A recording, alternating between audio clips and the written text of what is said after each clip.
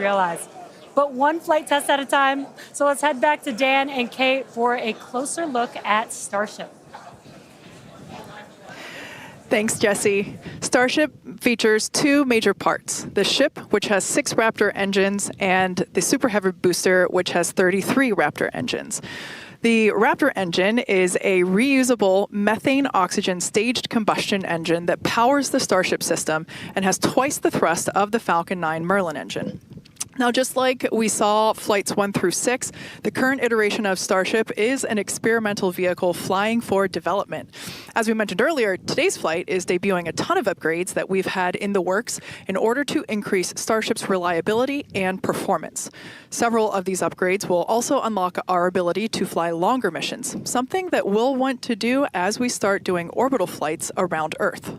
And then to get an even better sense of just how big Starship is, we can start here. Let's take a person about 2 meters tall, towering over that. You got your Millennium Falcon clock. Bueno, ahí miren qué lindas comparaciones tenemos. Una persona, promedio 2 metros, el halcón milenario y el Falcon 9 de SpaceX. Y bueno, el Starship con 123 metros de largo. Una locura, qué increíble. Looking at it and thinking that it's going to be bigger, it's mind-blowing. Make the ship as tall as the booster. Now, moving up the rocket, the ship features 6 Raptor engines. 3 optimized for sea level performance and 3 optimized for vacuum performance. Raptor Vacuum, or RVAC, is a similar design to the Raptor engine, but features a larger exhaust section and a larger expansion nozzle to maximize the engine's efficiency in space. Our upgraded ship that we're debuting today carries about 300 more tons of propellant than the last flight's ship, bumping it up from 1,200 metric tons to about 1,500 metric tons. It's a lot. The ship is designed for vertical takeoff and landing on any hard surface. Now, the ship is also outfitted with newly redesigned forward flaps that are used to aerodynamically control the vehicle's attitude during atmospheric flight and enable a precision landing. The new flaps are lighter and positioned more leeward or away from the heat shield. Now, to reach full reusability, the ship has to be able to survive re-entry not just one time, but multiple times. The ship's heat shield is essentially what does the job for that. We've been iterating on that every single flight, building towards that heat shield that requires no refurbishment between flights. Now, the heat shield is composed of thousands of hexagonal ceramic tiles. They're designed to insulate the vehicle during that atmospheric entry where temperatures ramp up to as high as about 2,600 degrees Fahrenheit. A rapidly reusable heat shield has never been flown in history. So continuously improving it. Bueno, tirando algún otro dato también, se sabe que el Starship tiene un empuje total de 75.000 kilonewton, o sea, 17 millones de libras de fuerza cuando va a despegar. Y eso lo hace el cohete más pesado, por cierto, cuando estamos hablando del peso, y a la vez más poderoso. No hay ninguno que te genere una fuerza de empuje tan grande como ese. Como vimos, tiene 123 metros de largo en total. Hablando del Starship y del booster. In addition to the dozens of cameras on Starship itself, we also have mobile Starlink camera kits deployed in the Indian Ocean, connected to our aerial assets and all around Starbase, which all come together to help tell the incredible story of Starship, both on and off planet. Thanks to Starlink, Starship is capable of streaming more than 120 megabits of real-time, high-definition video and telemetry in every phase of flight, providing invaluable engineering data to help engineers rapidly iterate across all systems. And all of that streaming data will be put to good use with the more than 30 cameras on the vehicle for today's flight test. Starlink is the world's largest satellite constellation, operating in low Earth orbit to deliver high-speed, low-latency broadband internet, providing access to people around the world, many who have never had connectivity before. Starlink now serves more than 119 countries, territories, and other markets. And here at SpaceX, we've been developing Starlink's communication capabilities not just for humans on Earth, but for astronauts in space. Our recent Polaris Dawn mission, we deployed a high-speed internet connection in Dragon for the very first time.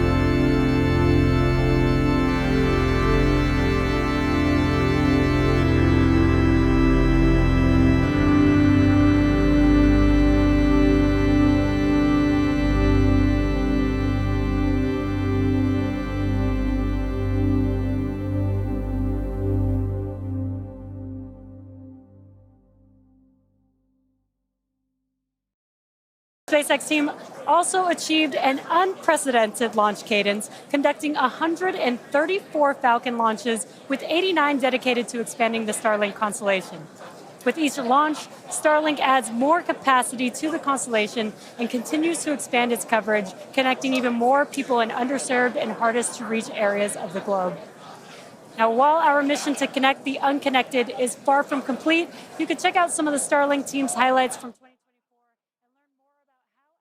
and learn more about how our customers are furthering Starlink's impact around the world at starlink.com/stories.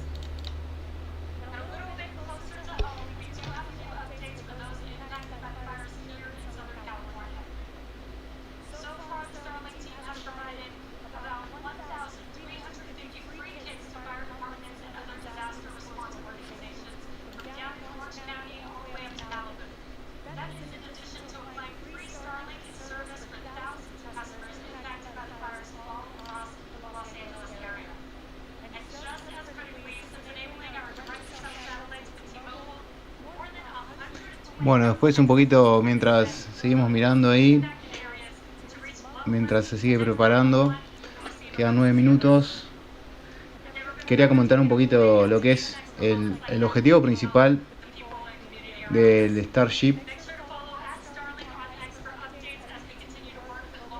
Es más que nada probar la capacidad de despliegue en la carga, o sea, lo que estábamos hablando hoy, que va a llevar simuladores de satélites de Starlink, que es lo que veíamos hoy cuando mostraban que estaban cargando como unas plaquetas. Entonces, uno de los objetivos principales es ese, evaluar la capacidad de despliegue. Inclusive, tengo entendido que hay una cámara que va a mostrar el momento en el que los satélites se estén desplegando, que se abra la compuerta y estén saliendo. También hay una cámara nueva a la hora del despegue. Y además de esto, se va también a intentar recuperar el Super Heavy mediante una maniobra de retorno en la plataforma de lanzamiento, como hemos visto también en los shorts, que lo capturan los brazos, conocidos como mechasila. Y bueno, luego lo que dice ahí en el texto, que es crucial para las misiones futuras, tanto como para desplegar satélites, como para enviar a los humanos a la órbita de la Luna y Marte.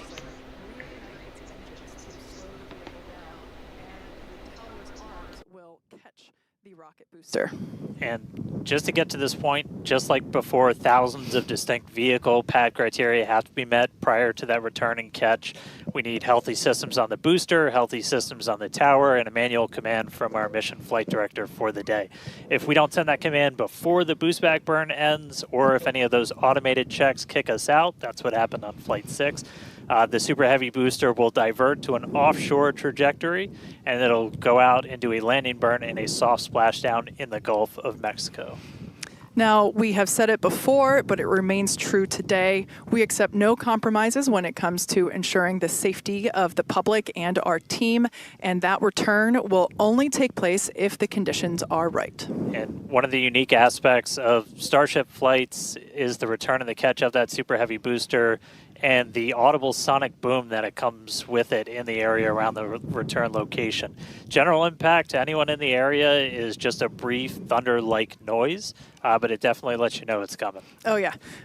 It's something our neighbors in Cape Canaveral, Florida, and Vandenberg, California have become accustomed to over the years, and now we're bringing the boom to Boca. So here's a peek of what to expect.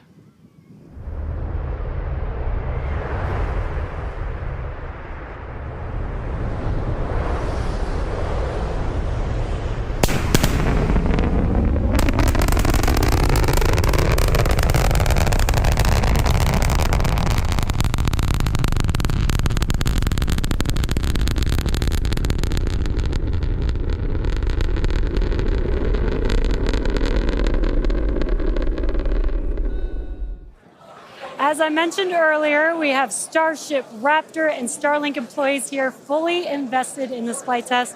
And of course, many other SpaceX employees also here across our site supporting their teams, their teammates. Every flight test has been pretty unique, and we're all very excited for another round of firsts, but I'm pretty sure the crowd is looking forward to potentially watching those chopsticks catch another booster. So let's see how excited they are today.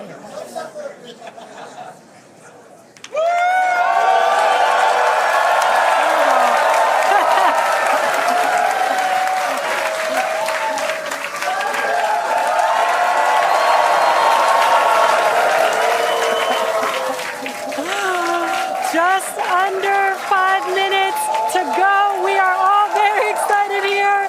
We're going to send it back to you at Starbase for the final minutes of the countdown. Kate and Dan. All right, thank you, Jesse. So if you're just tuning in under 5 minutes ago, you picked the right time to do it. Just a quick status check. So we're almost fully loaded on the booster. We'll be fully loaded on the ship, fully loaded on the booster coming up soon. Our range team just reported that we're looking go in the range. That's super important. Great Our news. security guys, Mike, Kyle, Nick, the whole team out there in the elements, making sure everything's clear, doing a fantastic job. And we are coming up on 4 minutes and looking good for launch. Yeah, certainly exciting. Now, we do have an opportunity to hold at T-minus 40 seconds if necessary. This is a chance for us to perform additional checks if necessary. If we, need to repressurize some tanks, or if there's a wayward vessel in the range last minute, opportunity to clear it out. But everything currently looking good. Now, once we pass T-minus 40 seconds, a number of events will occur in rapid succession. The ground spin and ignition systems come up to flight pressure. The ship will go to internal power. After that, the quick disconnect, or QD, arm lockout is removed in preparation for retraction, which will happen shortly after T0. And yeah, once we pass T minus 40 seconds, we do have the ability to recycle the count under certain conditions back to that T minus 40 second mark and hold there to assess what happened and assess opportunity to proceed again to T0. Yep, we've used that T minus 40 hold a couple of times. Boat's usually one of the items, but we aren't tracking anything right now that would cause us to hold there. We can hold there for several minutes. Main thing you're watching at is you kind of set a clocks because your temperatures will change and the fuel and the locks, everything pretty quickly. So you've got a couple of minutes that you can hang out and figure things out. There are items that if we pass them, we're scrubbed for the day. One of the main ones is that flame deflector at the bottom of the launch mount. Water begins flowing for that at the T minus 10 second mark. If we scrub at any point after that, we'll be done for the day. And then teams will need to refill the deflector as well as all of our prop that we use to load on board the vehicle. It's pretty much just under 11 million pounds of prop sitting on that thing right now. And we can actually recycle in about 24 hours now. Which is incredible given the sheer volume of propellant that is on board the vehicle there on your screen. Bueno, en 2 minutos arranca el conteo. 2 minutos. Qué momento. Relighting a Raptor engine. We're looking good. So as we mentioned before, we have an opportunity to hold at T minus 40 seconds, not tracking any issues at the moment that would be necessary right now. So fingers crossed we can pass through that checkpoint without stopping. But the folks on console are continuing to evaluate the launch commit criteria, making sure that the winds are within limits as well as any other weather restrictions. But man, compared to yesterday, this is a textbook gorgeous day. Oh yeah, little breezy today, but we got clear blue skies for a launch today. So at this point, all the prop has been loaded on the vehicle. We've closed everything out. We're doing our final thrust vector control, or steering for the engine checkouts. Once we hit the 30-second mark, we'll hear the flight director give the final go for launch. So we're under a minute. As we said, we're not expecting a hold at T minus 40. Bueno, un minuto.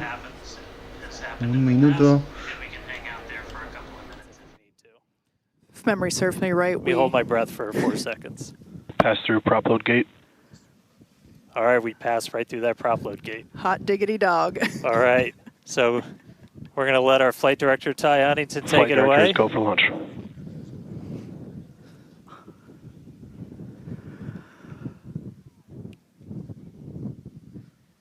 And 20 seconds.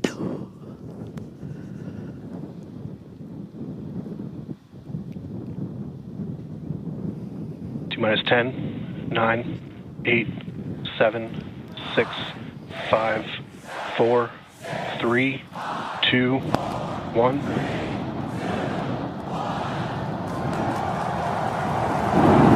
We have liftoff.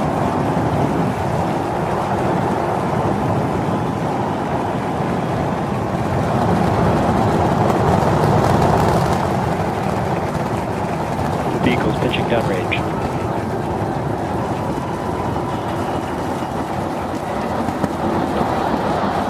Booster chamber pressure is nominal.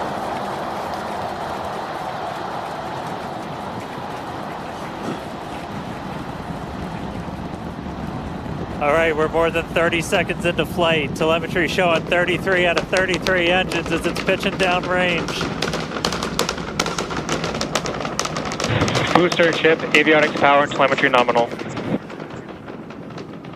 Hearing good call-outs on the ship and booster avionics. You just heard the rumble hitting us about 6 miles away. Watching Starship arc into just endless blue skies right now. Vehicle supersonic. More than a minute into flight, the vehicle's supersonic.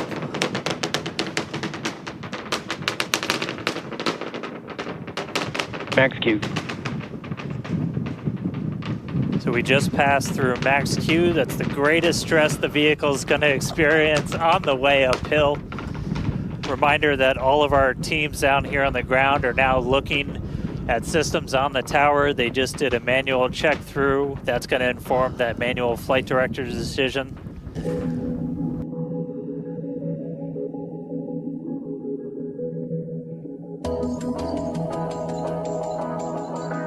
Good evening, everyone. Thank you for joining me today, whether you are here in the audience or watching from your homes and offices across the country. As many of you know, I recently had the opportunity to speak with experts in the field of cryptocurrencies. The purpose of this speech is to share some key takeaways from our conversation and offer my thoughts on the issues we discussed. Before we dive into specifics, I want to say that this interview was intense. The experts I spoke with didn't hold back in their opinions.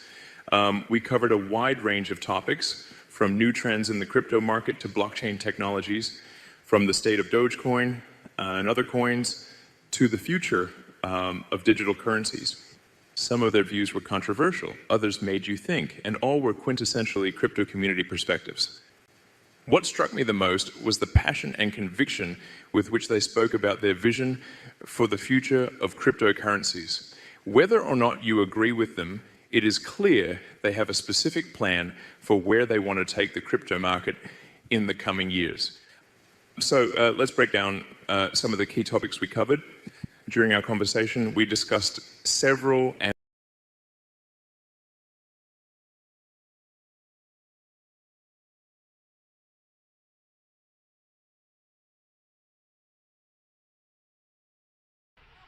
keep your ears open. You'll hear quite an amazing sonic boom as that booster makes its way back towards the catch tower. Some great views of the release, the hot stage ring there. Now a little more than 4 minutes into flight. Coming up next, the Super Heavy booster will be transonic, or traveling below the speed of sound.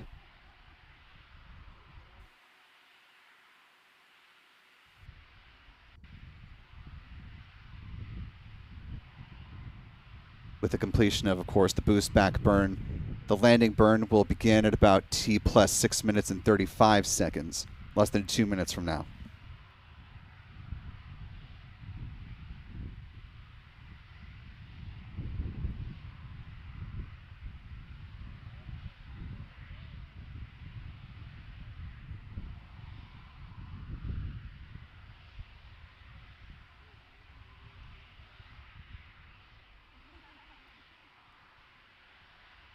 Now a little more than 5 minutes into flight. Great view of the ship upper stage as it continues on with its first burn.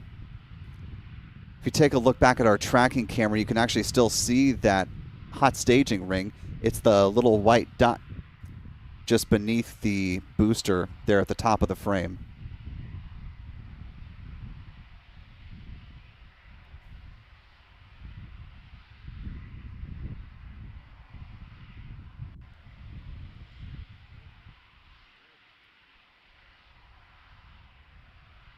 Some great views from the booster's onboard cameras. SpaceX said that they had 30 different camera views that are on board the ship and booster with this go around. So expect to see a lot of interesting views that perhaps we have not seen before as the booster makes its way back down in anticipation of the catch.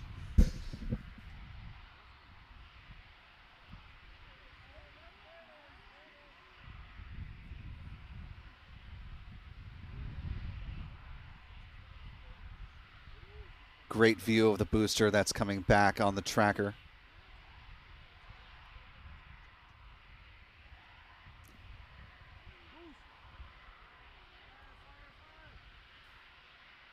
Landing burn set to begin in about 5 seconds.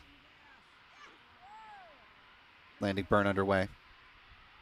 Let's listen for the sonic boom.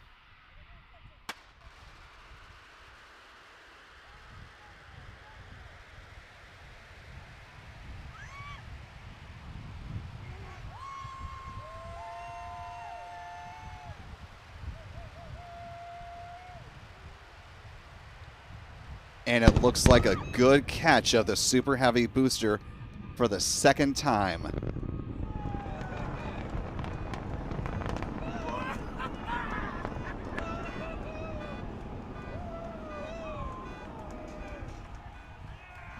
Confirmation by SpaceX that the booster has been caught.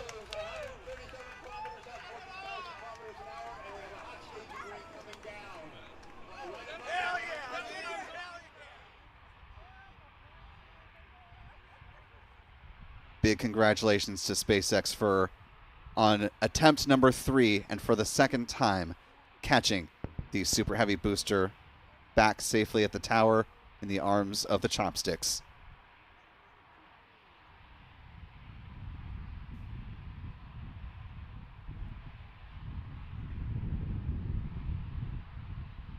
A great view of the grid fins, the hypersonic grid fins that were controlling the steering.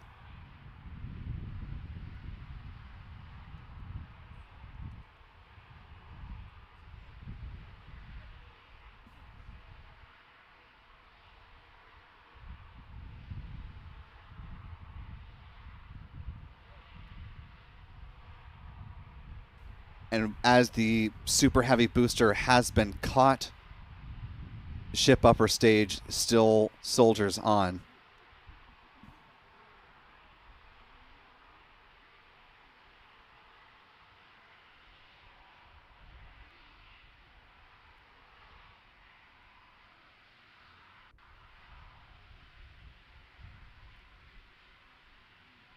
On the ship upper stage, meanwhile, they only appear to have one of the Raptor vacuum engines that is still igniting right now. No telemetry data coming in at this point in time either. At this point in the flight, the engine shutdown should have happened, so there shouldn't be any of the Raptor engines still showing as ignited. Might just be an issue with telemetry just coming down, that ship might still be okay, just not receiving good telemetry data at this particular moment. Commentators confirming that they are also waiting to hear the status of ship.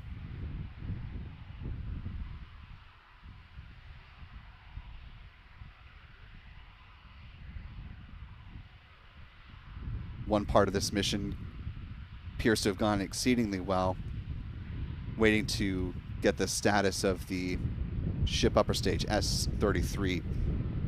Notable, this was the first Block 2 version of the ship upper stage.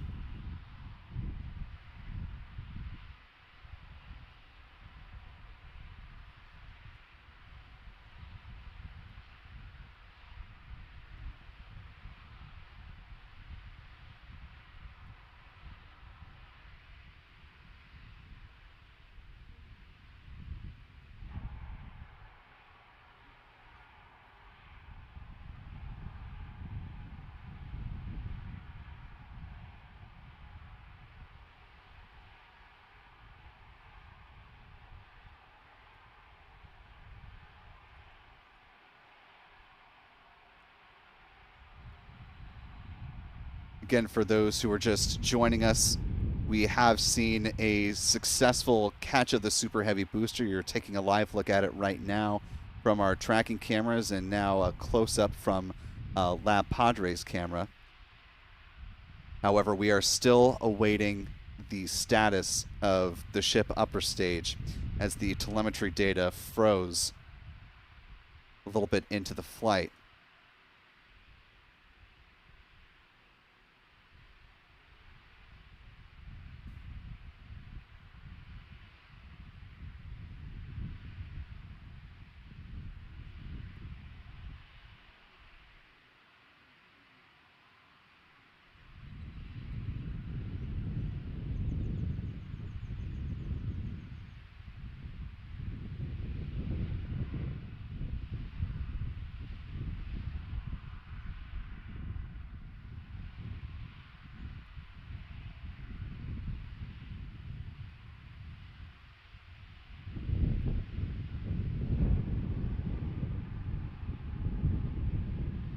Let's listen in for a status check. Have comms with the ship, so trying to figure out exactly when that happened and exactly what happened. So obviously the flight controllers right now going through their data, looking to make sure it's not anything instrumentation on the ship, but actually try and get us a status. So again, we're gonna keep listening in on this. We'll give you an update as soon as we have a little bit more. So for now, stage 1 back in the tower, waiting to find out a little bit more about stage 2.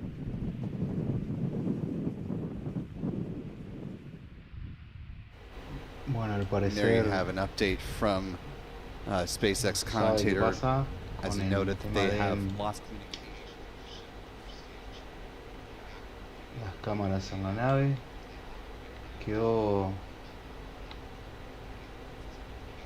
en una altitud, misma altitud.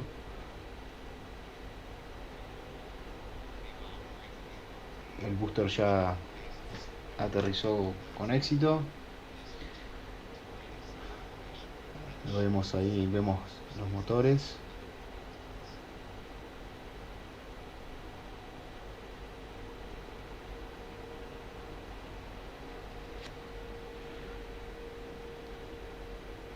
Van 13 minutos desde que despegó la Starship.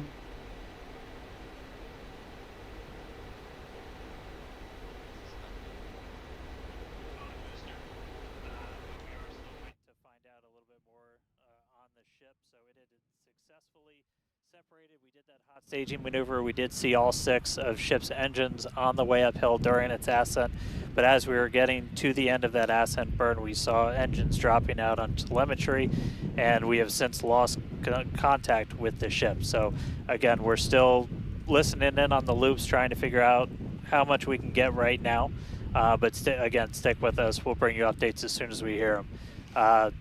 Really exciting. We were able to catch the booster today. Obviously, we want to get the ship all the way over to the Indian Ocean. May not be able to do that at this point, but we'll give you some updates as soon as we hear a little bit more about the ship. For those that didn't catch earlier, this was the ship. This was its debut Bueno, flight. parece que So a lot of learnings here. por lo que puedo entender, parece que han perdido contacto con la Starship o algo así, entendí.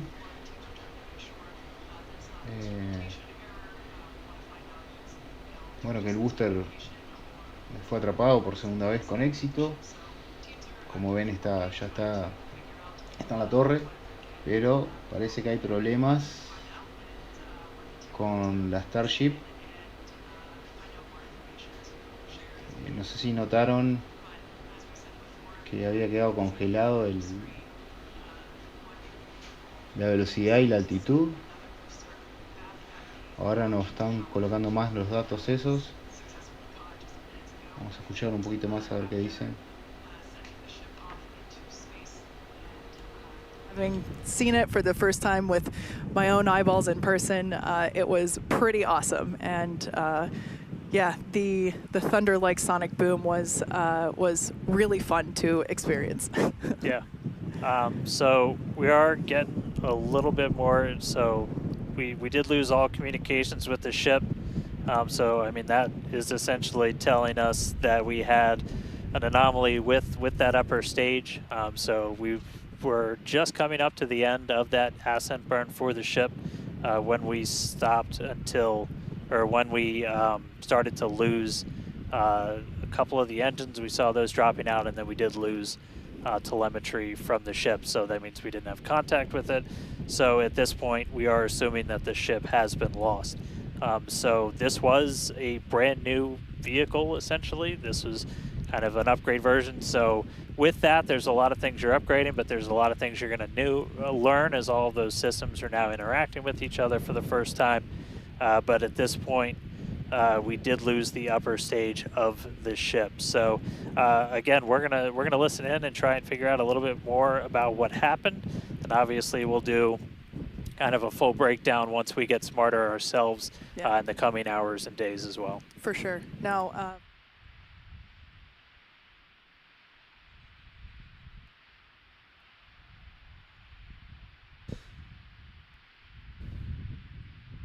Now 17 minutes post liftoff, as you've been hearing from the SpaceX commentators, the ship per SpaceX has been lost. after they lost communication. Just reviewing the timeline here. Bueno, parece que no sé si perdieron la nave, perdieron la comunicación al parecer.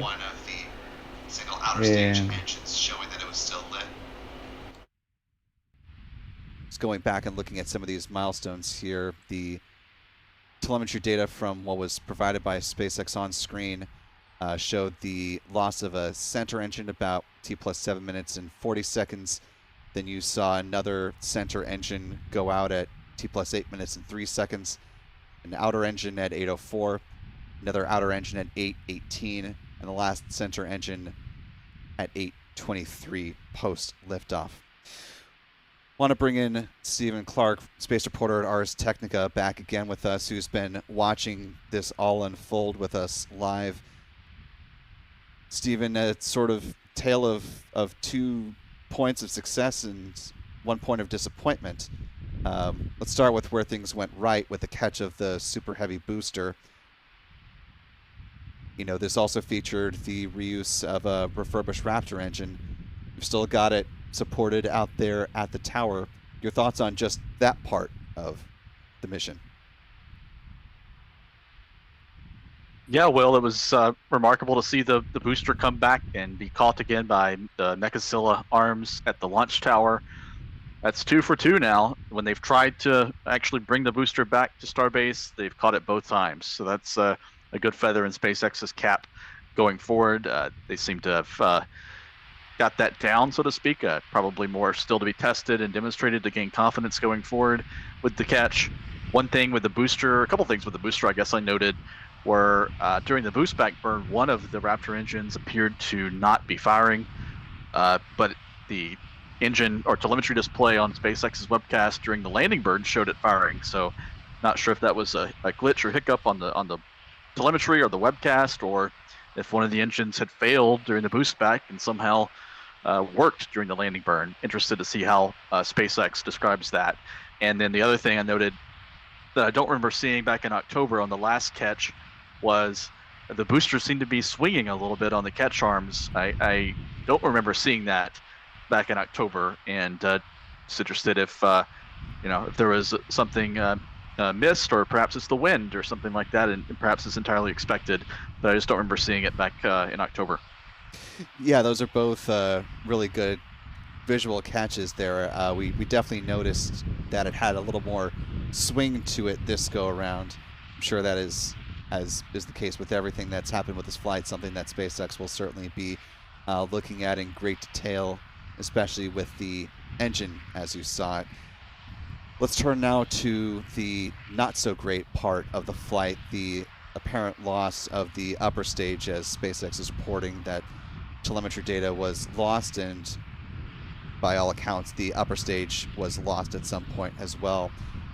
Obviously, we can't know with any definitive certainty what caused it to go awry, but I guess, remarking on one thing that Kate Tice mentioned in the broadcast remarks is that this is the first Block 2 upgrade of the ship upper stage, and in its first outing it suffered a similar fate as Block 1. It didn't make it very far, and certainly not all the way to the Indian Ocean, far from it.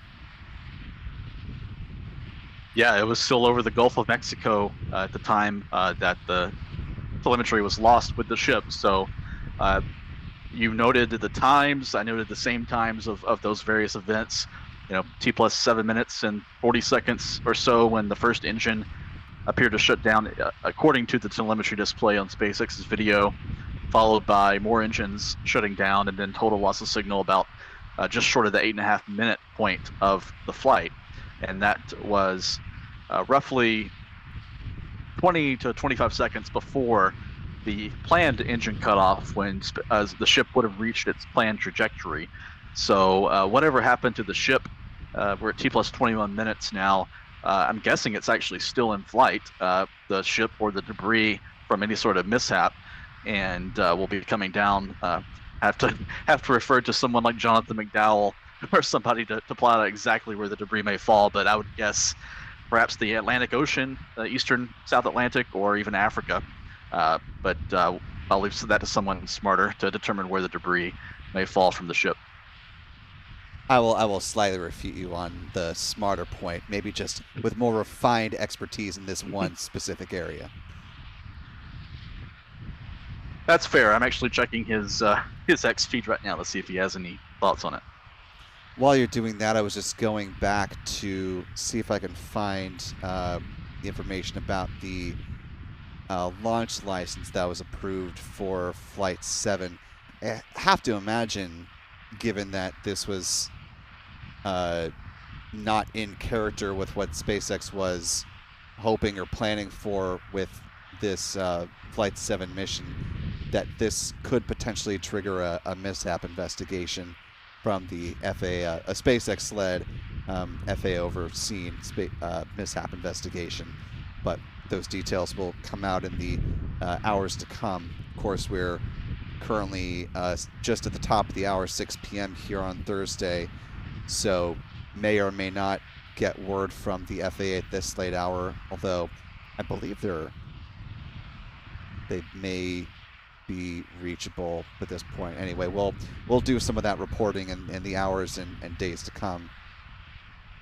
Given that the SpaceX webcast, though, is still live at this point in time, we could infer from that there may be an additional update from the SpaceX commentators on either the status of what happened with the ship upper stage. Actually, let's listen in.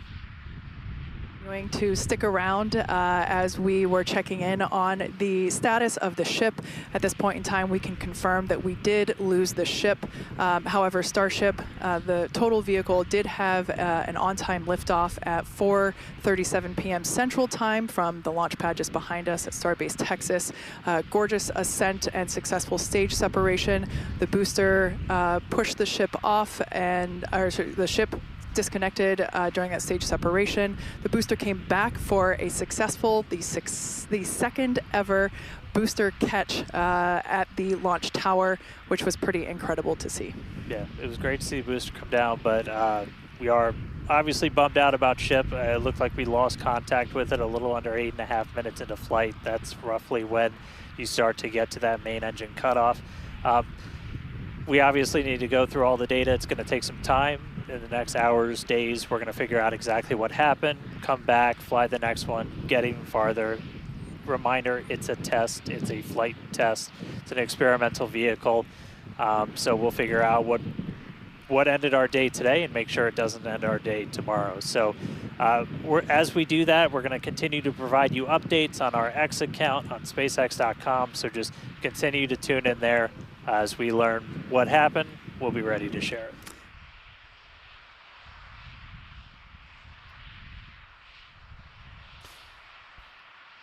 So as you just heard, there won't be any additional sweeping updates from SpaceX today. Steve, I'll bring you back in here before we go ahead and close out our webcast.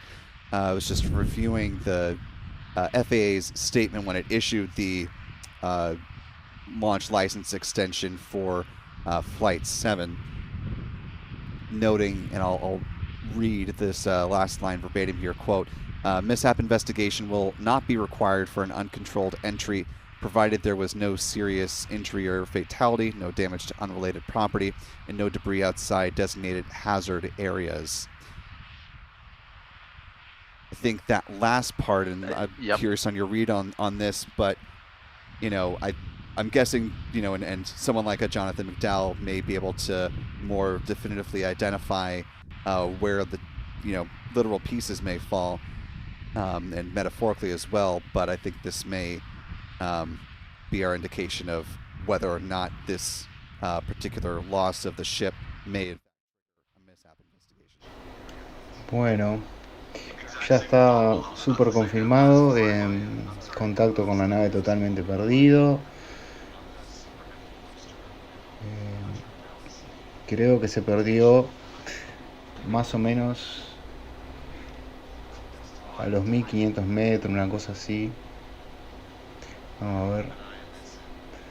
No recuerdo la altitud que tenía cuando...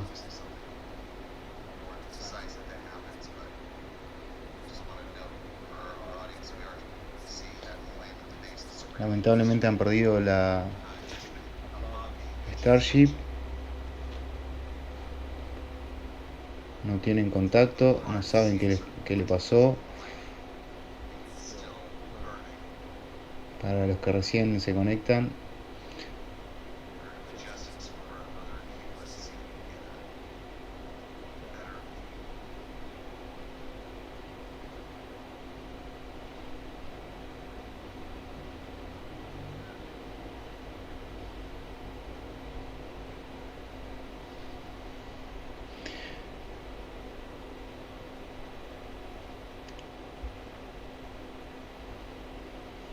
bueno, disculpen por el error que mencioné recién, dije metros.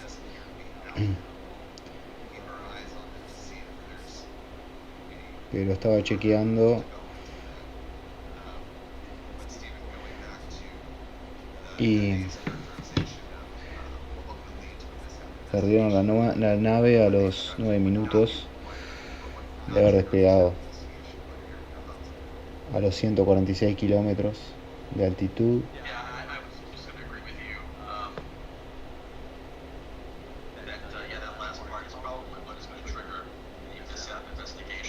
A una velocidad de 21.317 kilómetros.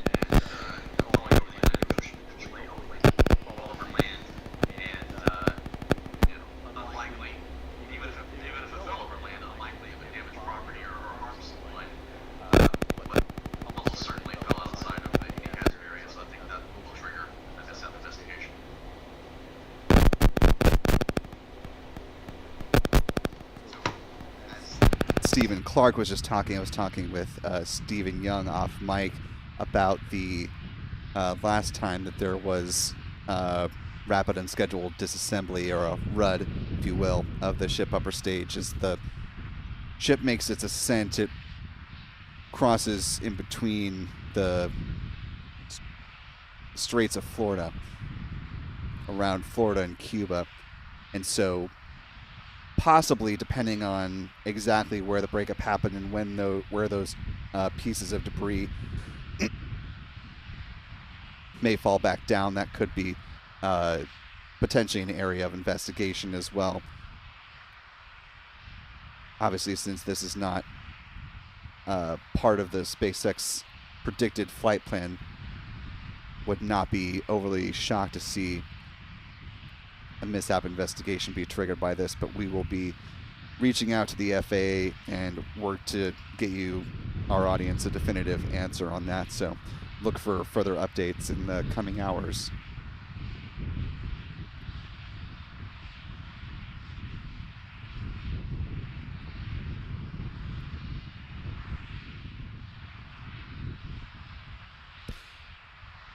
Well, with all of that behind us now and quite a bit ahead of us, we're going to go ahead and wrap up this joint live coverage. First off, I want to thank our wonderful guest, Stephen Clark, reporter covering the space beat for Ars Technica.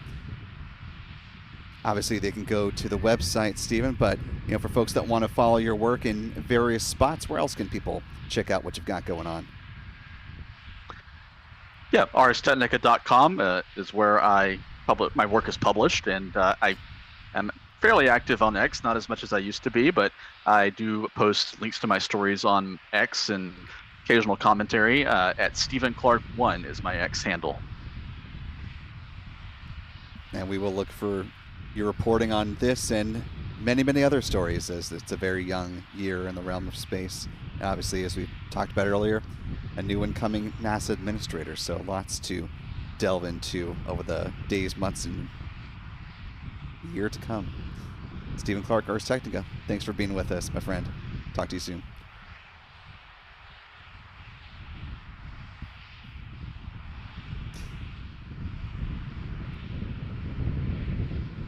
As we're bringing this live coverage to a close, want to thank the broad teams who make Lab Padre and Spaceflight Now possible.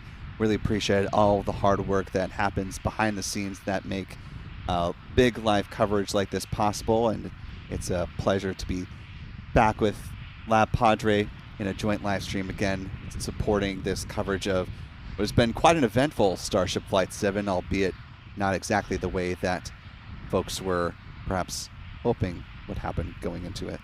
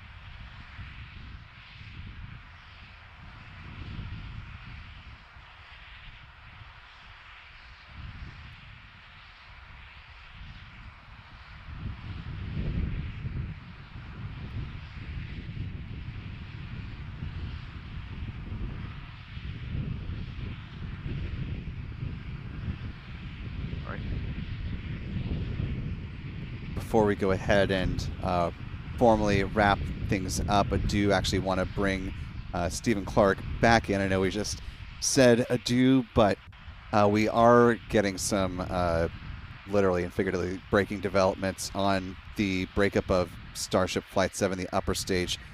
quite a number of videos are starting to pop up online showing the breakup, and you can see it streaking across the sky.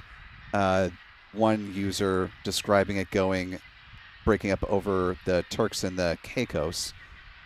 Stephen, you're starting to see some of these videos as well.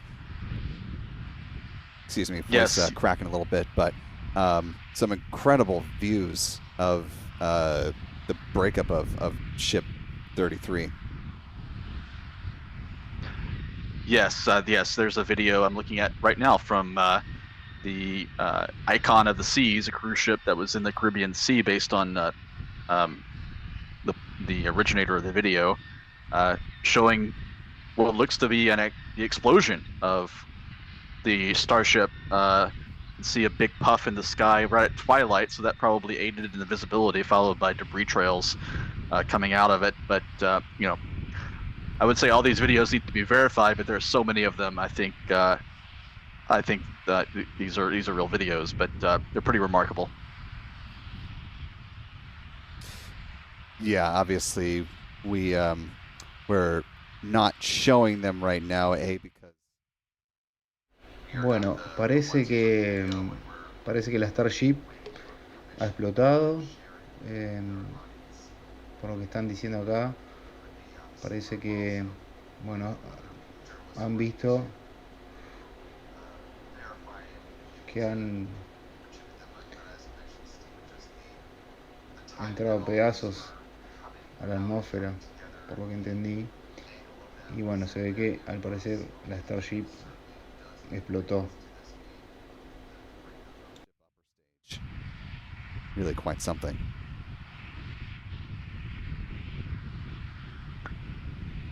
Yes, yes. I posted on X a few minutes ago. I think this is the good news is SpaceX has many ships and boosters in development and in test. So I wouldn't say this is you know, a significant setback, really, based on just you know, the video is obviously quite dramatic, but when you think about it, I think it was Flight 2 failed at a similar point in flight, and debris fell over the same kind of area north of Puerto Rico. There was some video of that, but it was in the mid-morning hours, so the video was not as spectacular as what we're seeing on social media right now because of the lighting. This happened right at twilight, right around sunset local time, there in the Caribbean and in the Turks and Caicos region.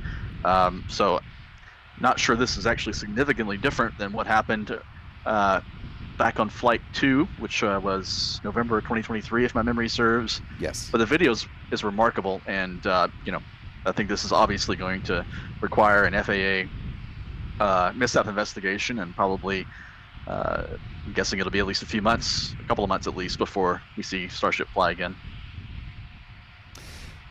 Yeah, and of course, as we were talking about earlier in the broadcast, NASA and SpaceX were really wanting to get into the flow of the prop transfer demonstration, which will require a fairly large number, comparatively, of Starship flights in order to fill up a tanker in low Earth orbit. And there are still a number of steps to get to between here and the start of that campaign, and this is potentially going to slow that down, just getting to that point, just getting to flight number 8, and what SpaceX was potentially angling for with the catch of the ship upper stage. Now there are going to be a lot of questions on whether they're ready for that, what the Flight 8 profile will look like, and what the next steps are for SpaceX. Yeah, well, all speculation at this point, but you know, I think SpaceX wanted to see the good performance of the heat shield on the ship, and everything worked during the re-entry just as intended before they attempted a catch and return to launch site with the ship. And they didn't get that clearly with this flight, so I think there will be a redo in some sense on Flight 8, and the ship catch will be deferred till later in the year. But yeah, the video, again, for your listeners, the video is spectacular. I just keep going back to that. Kind of scary a little bit, to be honest with you, but I'm caveating that with the fact that this same thing happened on Flight 2 around the same time of the flight, and likely the same sort of debris fell around the same area, actually. And we just didn't have the video of it because of the time of day that it happened. This happened at twilight, and it was the perfect condition. There were the perfect conditions in the area to see this and capture video of it as the debris fell into hopefully the open ocean in the Atlantic Ocean.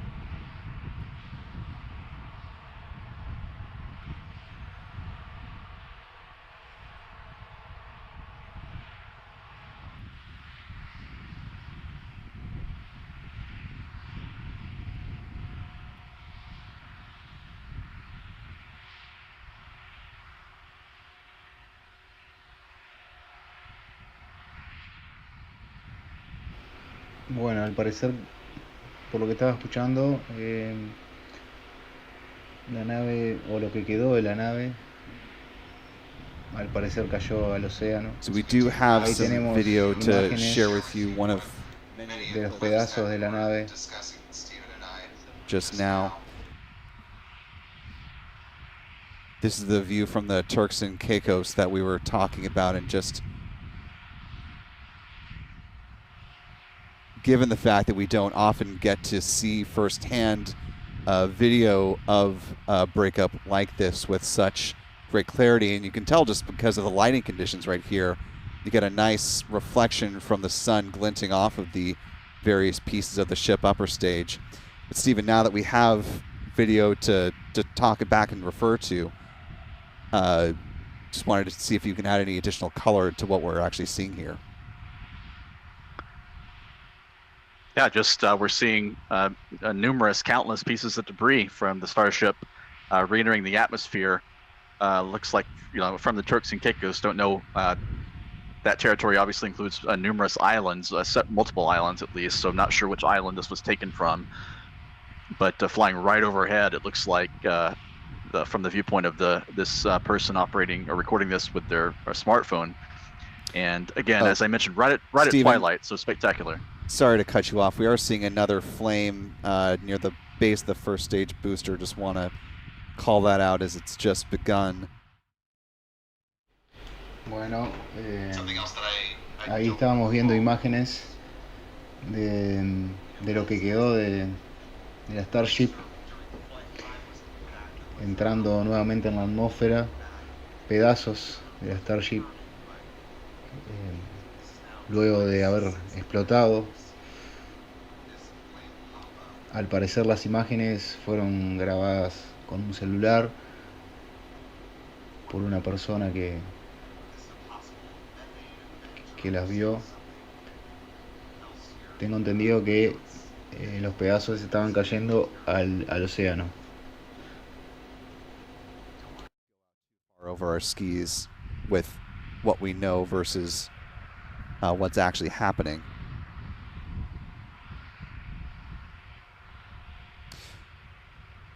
Where SpaceX can just let the LOX vent, there will be some methane left in the tank as well.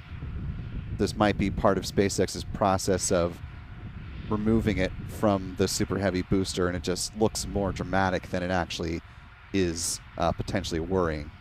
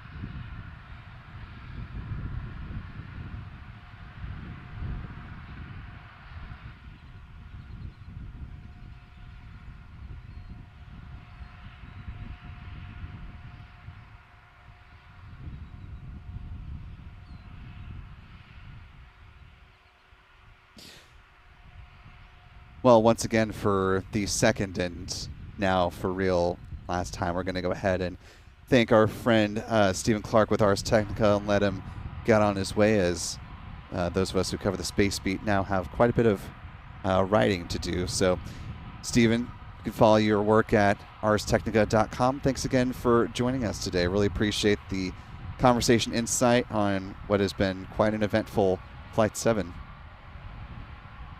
Yeah, of course. Thanks for having me, Will, and always a pleasure to join Spaceflight Now for live coverage.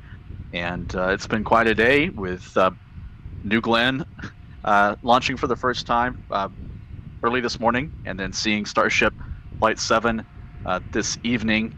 Kind of a tale of two different stories, two different outcomes today. Although we're seeing here the booster did make it back to the launch site, and that was the one part of the Blue Origin mission that didn't go according to plan. So different outcomes, but obviously it's going to be a setback for SpaceX to lose the ship at the point that it apparently disintegrated in space and rained debris over the Caribbean or the Atlantic Ocean. And it'll be interesting. It'll be a very fascinating story to follow over the coming hours and days, because I think there will be several things to write about going forward in terms of the investigation, both from a technical aspect and from a regulatory aspect. Absolutely. It's going to be an interesting reporting week as we're coming out to the end of it. Lots of questions yet to be answered.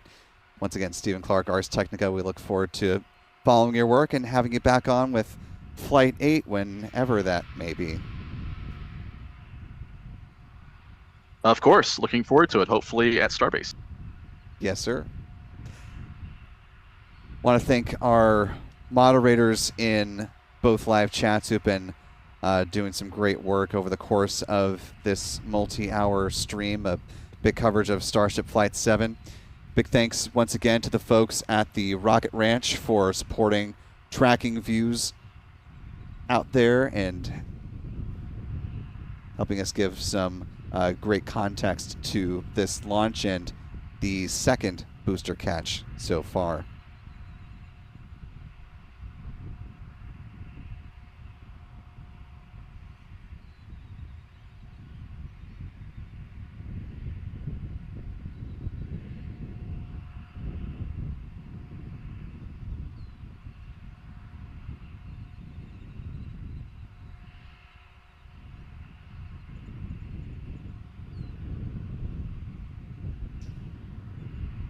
Want to thank our friends over on the Lab Padre side of this live stream. Big thanks to Lucid and the full Lab Padre team.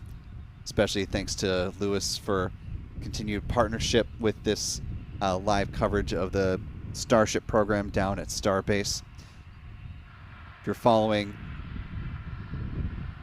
the happenings down at Starbase, you want to make sure you subscribe to Lab Padre's stream. Keep up with what's going on with the ship upper stage, which appears to be lowering, or excuse me, the booster, which appears to be lowering down to the orbital launch mount as we speak.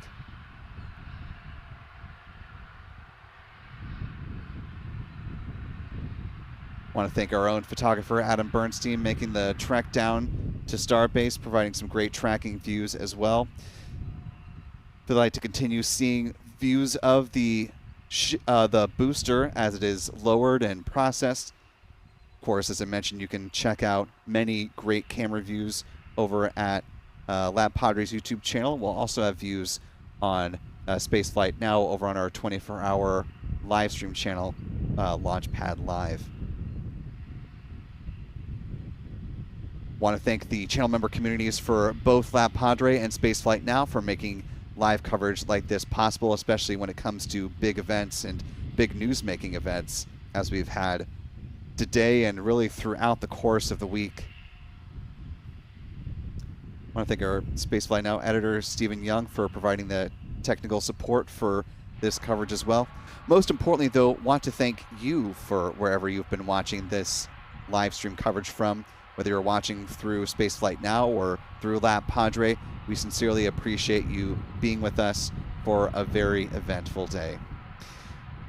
For all of us here at Lab Padre and Spaceflight Now, I want to thank you once again for your time and attention and your interest in the space program. For Spaceflight Now, I'm Will Robinson Smith, and we will see you next time, folks. And until then, bye-bye.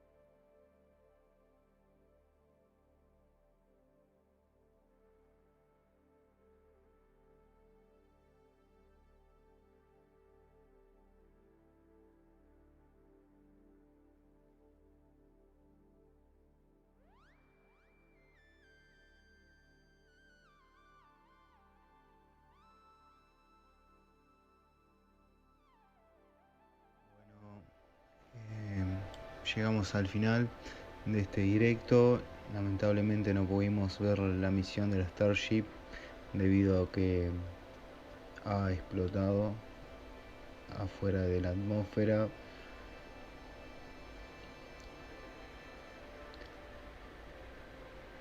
Hasta aquí llegamos. El booster, como ven, está ahí. Y bueno, espero que